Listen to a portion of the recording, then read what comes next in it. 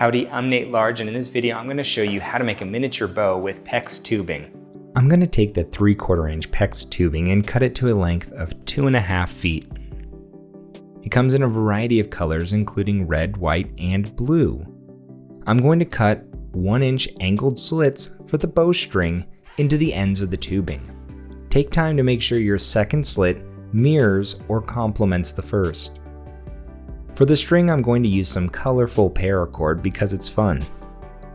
On one end of your string, tie a figure 8 on a bight with a loop that is big enough to hook onto the slit on the bow.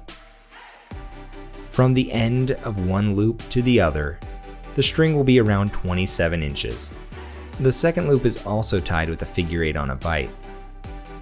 But a true test of correct string length is to have 4 inches of clearance between your bow and the string. A string with less clearance will slap your bow hand when released. Then I cut and sealed the excess cord.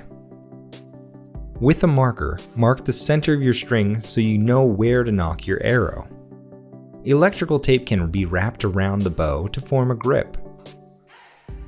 I bought a 1/4 inch dowel that is 4 feet long to use in making arrows.